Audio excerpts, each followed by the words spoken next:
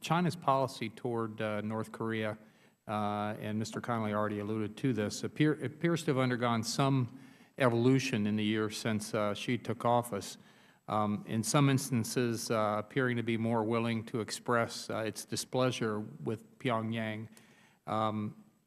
What, if anything, can be done to influence China, who is, after all, the key here and has the most influence with North Korea, to pressure North Korea, to lean on them, to not civilize itself? That seems to be beyond the capability of this regime, but to at least be less oppressive to its people than it currently is. And I would welcome any of the witnesses to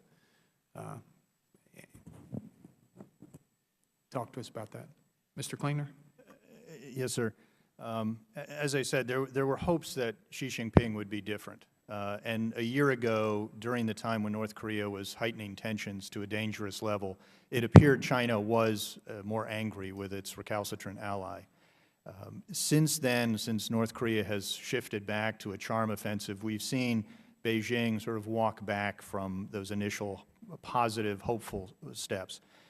Most recently, we've seen China has rejected the UN Commission of Inquiry's human rights report, saying it's divorced from reality. Yeah. And they have refused UN action to refer it either to the ICC or a tribunal.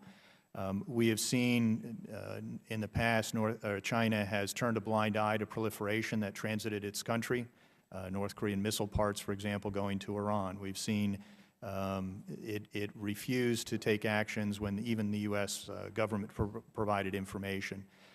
It did recently take action or sort of severed financial relations with North Korea's financial trade bank. It had done this a decade ago and then undid that action. So there are a number of things China has done but then undid them. So again, I think we need a focus on a unilateral U.S. strategy rather than relying on China in the UN Security Council. Thank you. Mr. Scalado, did you want to add anything to that? Certainly, Mr. Chairman. China is an aspiring superpower that helped establish and maintain the Kim regime in power for more than 60 years. In a letter addressed to the President of China, the Commission of Inquiry made it clear that by its policy of forcibly returning North Korean refugees to conditions of danger, China puts itself in a position where it is aiding and abetting a regime that has committed crimes against humanity.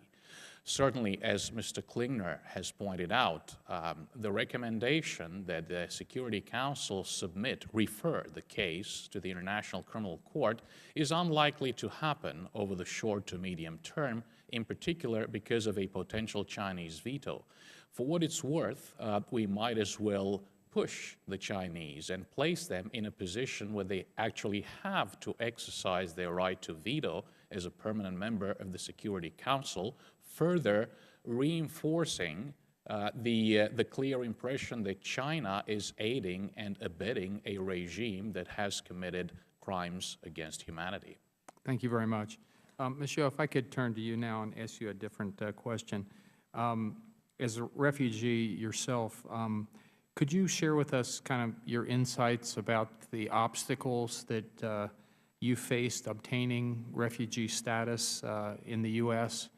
And about the humanitarian conditions that North Korean refugees face in general? Yes, sir. As a refugee, our family had lived in the United States almost 6 years now. And in the beginning, we had a support from the government about 8 months, which is Medicare and food stamps and cash about $250 for each person. So that helps our family a lot. And I believe most of the refugees, they will get same benefits as our family. The one thing I would like to ask government to support refugees, which is North Korean refugees, is we needed some source or organization to support new refugees, to educate them in society, and And in America, the language is different and society is different. It's very difficult to simulate in the society as a refugee. So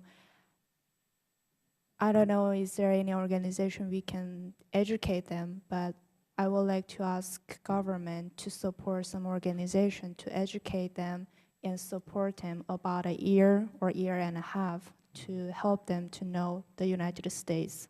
Okay. Thank you. Thank you very much. I appreciate it. My time has expired. The gentleman from California, Mr. Sherman, is recognized for 5 minutes.